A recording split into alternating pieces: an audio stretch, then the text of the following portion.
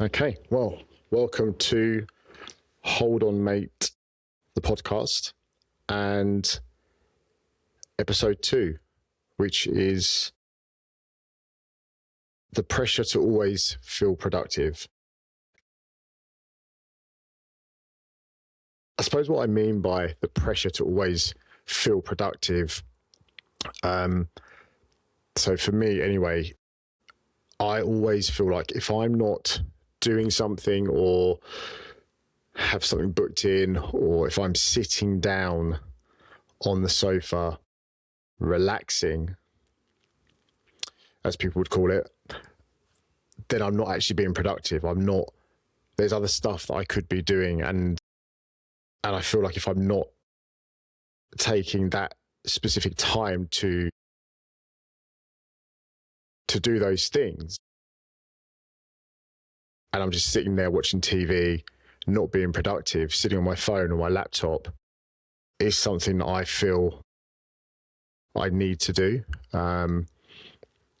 And I know, obviously, that all of us are terrible on our phones these days, but for me, it's a massive thing where I just feel I can't sit there and do nothing. It's really, really difficult for me. So that's why I wanted to talk about this subject today.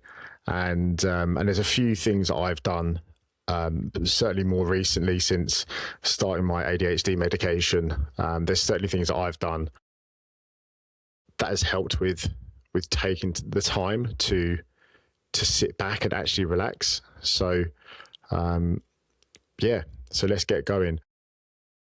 Odin is normally sitting next to me on the sofa, which is where I'm sitting at the moment.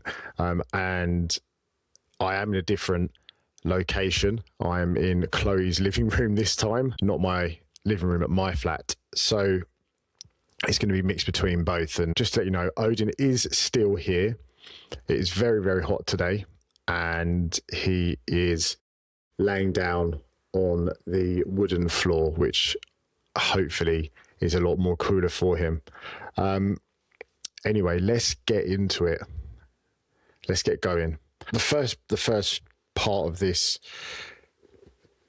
episode is what and why would you possibly feel guilty for taking the time to rest and refresh and look after yourself? But again, like I said, it's something that I struggle with. So for me, there's a bunch of different things. There's work, there's training, there's social media, there's this podcast. And I suppose one of the things I've learned more recently, certainly since taking my medication, where I'm able to structure ADHD medication, where I'm able to structure things in a much more regulated manner or regulated way. And I actually realized that I was so non-stop that it got to the point that I would, on a Sunday normally, I'd end up falling asleep from about, I'd say 1 p.m. when I'd get back from either a cycle or a run. And I would fall asleep until about 6 p.m. Then I'd wake up. Odin would then have his dinner. So I'd get back from a cycle. Odin would have his dinner, his lunch, Then I would get into bed, watch TV in bed because it was nice and relaxing and comfortable. This is before I met Chloe, by the way. And I ended up passing out and falling asleep for 6 or so hours. 4 to 6 hours, let's say. And for me, in my mind at the time, that was, well, that is me refreshing myself. That is relaxing. And now I've had that nap, I'm fine. And I would eat dinner at 7 o'clock, let's say, on a Sunday, and then go back to bed at 8 o'clock. So looking back and in hindsight, I was absolutely knackered. And it's because I had this fear of not being productive Monday to Saturday by not giving myself any time to relax. So one of the things I've made a really conscious effort to do is to have a rest day. And that rest day does actually mean finish work. Normally it's a Friday for me. Well, at the moment it's certainly a Friday because of my training plan, my 3-month block. I'll talk about this Friday just gone as an example. So work's always busy. That's fine. I can deal with that. But get home, and then we went to Tootingbeck Lido, and I really had the intention to not look at my phone, to have some time off the screen and relax, go for a cold swim, and just enjoy the quietness and the moment. And I did all right initially, and it was fine. But then I just found myself getting this twitch, which I get all the time in my leg or my shoulder. My shoulder kind of goes, always my right shoulder gets a bit of a twitch in. And the more I think about it, the more I start twitching. So yeah, so I started getting the twitch, and I noticed actually it's because I'm not doing anything. So I'm finding it really difficult to relax, and I'm still trying to work out what does work for me. It's really difficult because definitely since being in a relationship again, and Chloe is very, very understanding. So I really appreciate that from her side, and she's patient with me. And obviously me having ADHD does not help with sitting still. It's definitely one of the things. There's loads of different factors to it, but that's definitely one of the things that affects me, I would say. But I've got a million things going on in my head, and all these ideas and all these fun things about how I could build this business, or Odin's Instagram, for example. Right, what am I going to do to start growing his Instagram a little bit, or what will this work, or will that work? And I just don't stop. I don't stop for a second and just relax. And what I think I need to do more of, and I'm trying to do a lot of it now, and it actually is good, and it works, and it makes life a lot more enjoyable. But what I really need to work very, very hard on is putting my phone down and just not looking at it for a couple of hours. When I get home from work, we're watching TV or we're having dinner, and put it on silent. I never have my phone on silent as well. It's always on loud, so I always know when it's going off. So that's something that I really sort of struggle with, I suppose, and I feel like it all relates back to just that feeling of, if I'm not being productive, then I'm moving backwards, and it's not the case. So I definitely have a fair amount to work on with that one, but there's a few things that I am starting to do, and I know, I think you guys probably are the same as this as well. You know what you need to do, and you know that putting your phone down is going to help with whether it's anxiety or the feeling of not being productive, or like someone's going to be annoyed at you if you don't respond, or whatever it might be. But actually, it really doesn't matter. Even if you don't respond to someone in a few hours, it doesn't matter. Even if it's the next morning, it does not matter.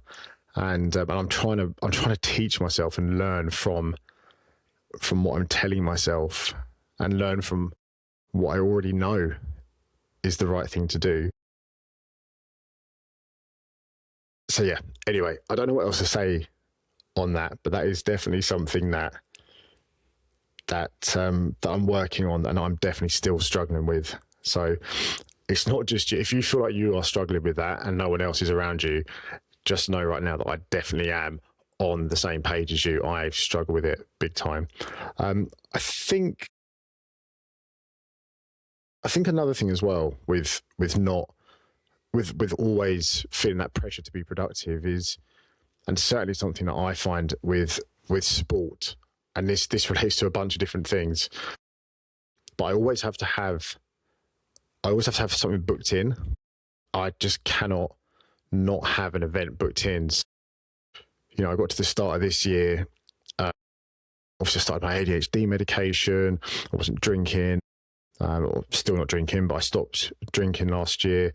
And I thought, right, January, I need to do all these High Rocks events, because I'd only got into High Rocks, very recently.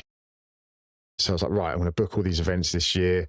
I want to do some triathlons, and then all these plans come back into place in my head. But all the plans are there. It's finding the money to do them. It's finding the time to do them. It's finding the time to train for them whilst working. And it is not 9 till 5. It's 6, up at 5 a.m. and back home at 6:30 p.m. So they're long days, and fitting everything in around that is not easy. So all the ideas are there, and it's almost like this thing in my head where if I don't have an event that I know that I've booked in, it's paid for, it's locked in, basically. If I don't have anything, my training just goes out the window, because I feel like I need to train for something, because I'm not going to train for myself. And that probably sounds really sad, because actually you should be training for yourself, and, fuck what anyone else thinks. But for me, that is my mindset to such a degree. And those of you that do know me, that are listening to this, I don't care what anyone thinks of me, to be honest. But I do have this little piece to me where, I want to look good. I hated how I looked when I was drinking and when I was down in the dumps. So it's almost like doing an event gives me that structure and that plan and that program.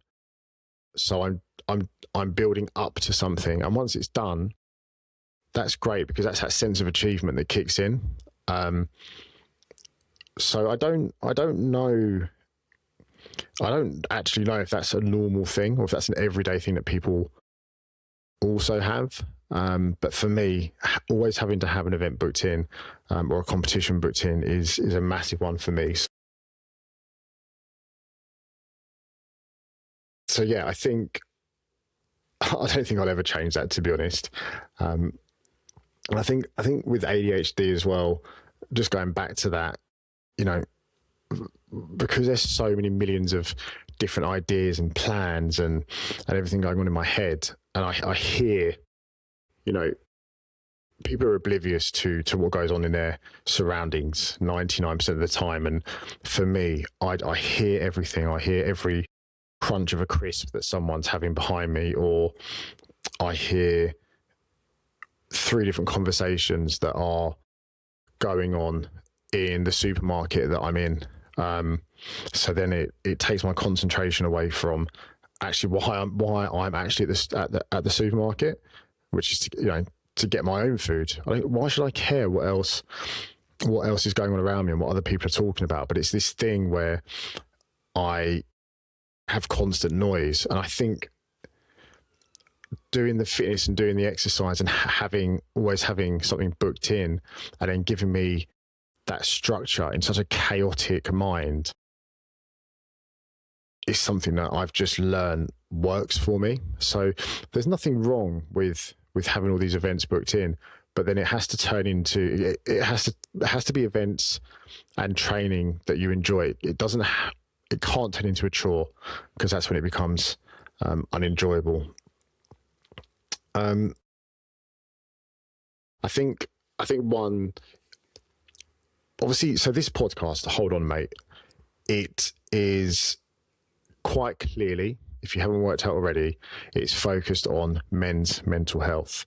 Us blokes do not talk about how we're feeling enough, and the conversations that we should be having, we just don't. And I wish we did. I wish I had so many more conversations when I was feeling in a much worse place than I did. In fact, I didn't have any conversations. I didn't have anyone to talk to. Let me rephrase that. I didn't have anyone I felt I was able to talk to, but I now know that people were there ready to listen, but I just wouldn't allow them in. I don't know if it was a male pride thing, principle, and not having my ego hurt at the time. I don't have any of those feelings anymore. And I don't know why we find it so difficult to open up. I think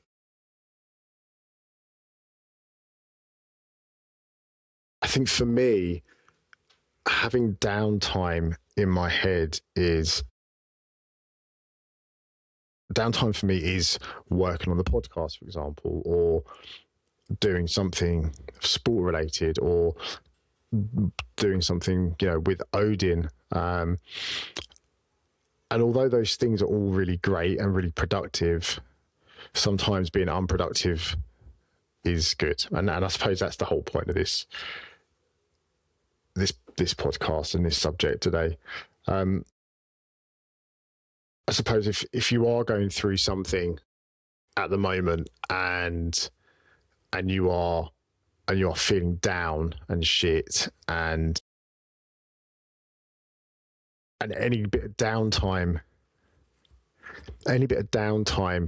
then allows your brain to think, or your mind, sorry, allows your mind to think about all the shit stuff that's going on in your life, or that you think is going on in your life. 9 times out of 10, we're probably overthinking it anyway. I know that's what I did, and I still do massively overthink things and create this whole story and scenario in my head where it's all going to go wrong, and I'm going to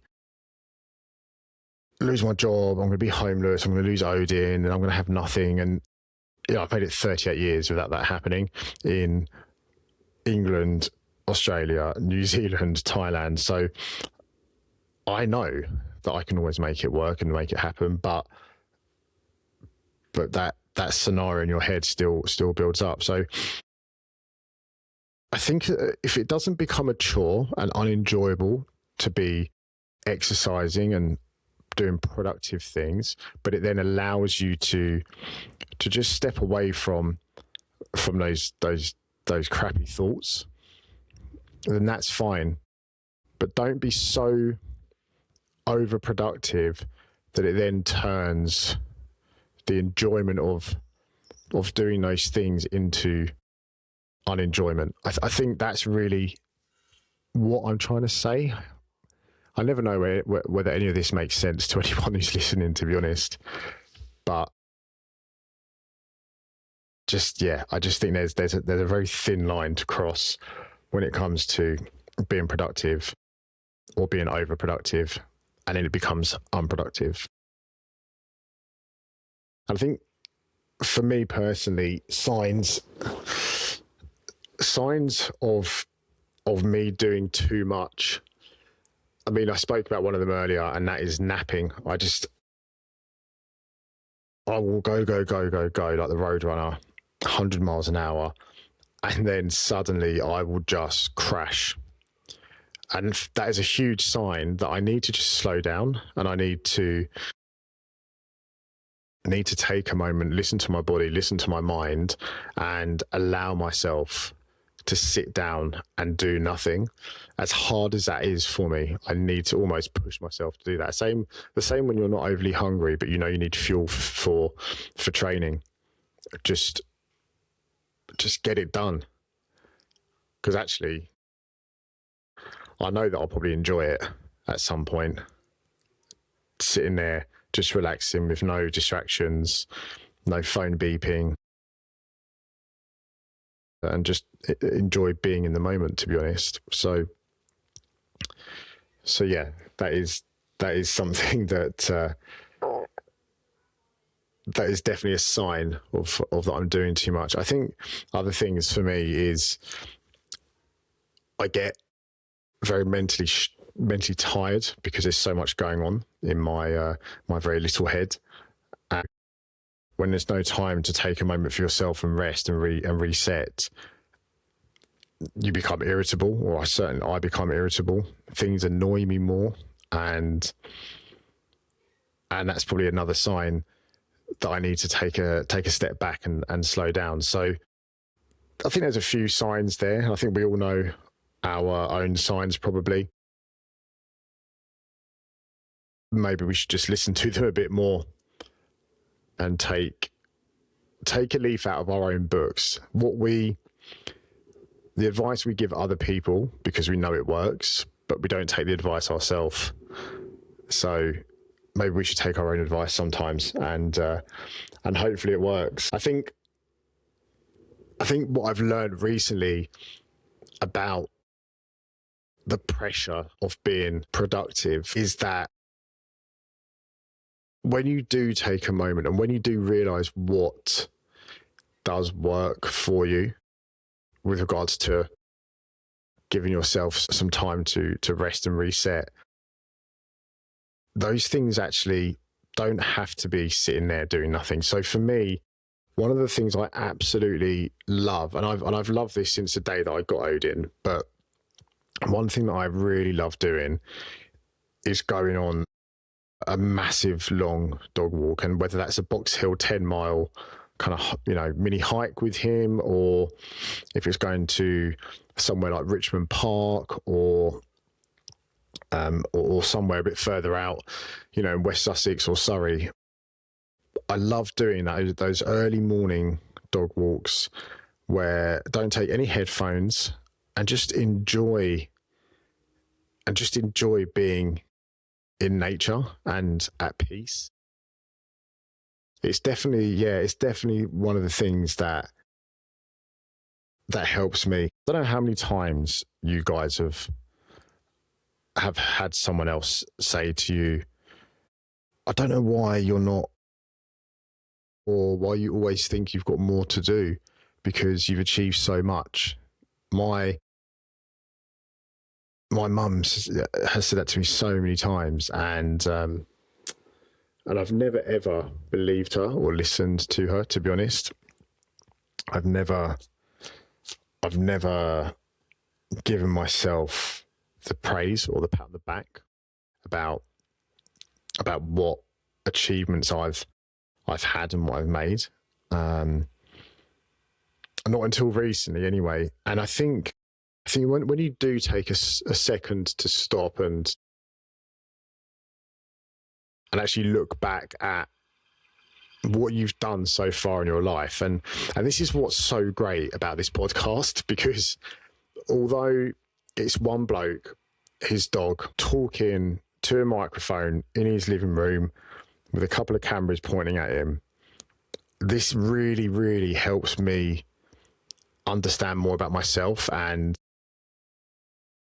appreciate what I have actually achieved in life. And I just want to talk about them because I think, why not big myself up a little bit? I moved to New Zealand with 400 quid in my back pocket when I was, I don't know when it was, 2012, I think it was, or whatever age I was back then. And I was only going to go there for a few months, end up staying for 3 years, got a job. I had only ever done a little bit of construction and then some recruitment, had no experience in life. And I just learned as I went along. And I spent 3 years out there. I then came back to the UK and I thought, no, I'm not feeling this. So I want to go live in Australia. And I jumped on my laptop, contacted a bunch of companies in Australia, got an interview, got offered a job, had no money again. So I was, I've not been great with money in the past. And yeah, I think it was 500-600 quid. Went to Australia and lived with a mate for a bit, Stuart, which I will never forget. He put me up and really I needed that. That was amazing. And ended up staying there for 5 and a bit years. Grew my career over there, grew a whole life over there. And and I had an amazing time and I had good friends. And it's a place that, and I still speak to some of these people as well, or a lot of these people, should I say. And it's these achievements where I could have just stayed in one place and never left with no experience of life. And although those achievements might sound small to you, for me they're actually really big, because I'm terrible in big crowds. I don't like it at all. I don't like being outside of my little bubble, the norm, as I call it. And those situations situations I put myself in on purpose to prove to myself. But looking back, it was to prove to myself that I can do it and I can make something of myself without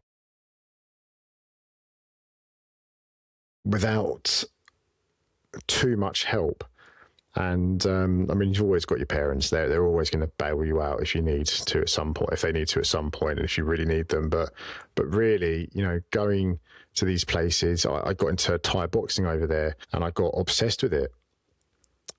I became pro, fought in Thailand, fought main event in Thailand, and won. You know, what an amazing achievement that is. And then sort of coming closer to now, my whole plan was in life was to do what I do now. And that is to be the fittest I've ever been just before I'm 40, to have a job that I absolutely love, that I've wanted to do for a long time and that I've now been doing for a long time, to have a relationship that I have that I never ever thought I was going to find, to have a Labrador who is just the most incredible living being I've ever come across. He is, what he does for me and what he does for other people is just, words can't even describe how incredible he is. So not only have I got the Labrador that I wanted, I've got more with him, and also a co-host to this podcast. Although he's not actually on the sofa today and he's laying down in front of me, he is still here, and I just would not do any episode without him being present in the room, because he's such a big part of this and why I'm doing this, and the fact that I'm even still here in this world is because of him. So the achievement of being so low and in such a dark place to being able to come out the other side essentially on my own, because I didn't have anyone to listen to or anyone telling me it's okay to open up, even if you're a bloke. There's no, you know, I didn't have that. So the achievements are personal achievements, but they're things I'm really proud of. And I want you guys who are listening, I want you to think about, and I'd love you to comment on whatever platform you're listening on. I'd love you to tell me your top 3 achievements that you've had in the past, or 3 to 5 achievements in the past 5 to 10 years. And I want you to really think about it, because I bet you don't give yourself enough credit for what you've done and how great you are. So that's my little task for you, is to just come up with 3 to 5 achievements in the past 5 to 10 years. They don't have to be big. They don't have to impress anyone, but they have to be something that you're proud of. Let's see what you guys come back with. I'm excited to see them, to be honest. I just want to probably end with that, because I think that's such a positive, and that just came out of nowhere. So I'm even more proud of myself, because like I said, there's no script here. One thing I am really excited to talk about is next week on episode 3, I have a guest joining me in person, and I'm really excited for this conversation, because it's about fitness. It's about how fitness really does help mental health. And it's about the highs and lows of being in and out of performance and where it can lead you when it's not going great and where it can lead you when it is going great. And I can't wait to introduce my guest to you pretty soon. So keep your eyes open. Check out Instagram at Hold On Mate Pod for updates and little snippets. And until next time, the question I'm going to ask myself is, what has helped me hold on this week? So it's actually been a pretty crazy week this week. But what has helped me hold on this week is there's a couple of things, actually. This week has been tough because it's the end of my project at work, and I don't know where I'm going next, and I find that really difficult because I'm not in control of that. But I had a really good meeting, and I got to show some very senior people within the organisation around the project that I've just project managed, and the feedback was amazing. So that's something that really gave me a feel good factor. The other side was I didn't see Chloe all weekend last weekend, Monday, Tuesday, or Wednesday this week either. So it felt like bloody ages. And then we got to spend some time together. So that was a really nice thing to look forward to.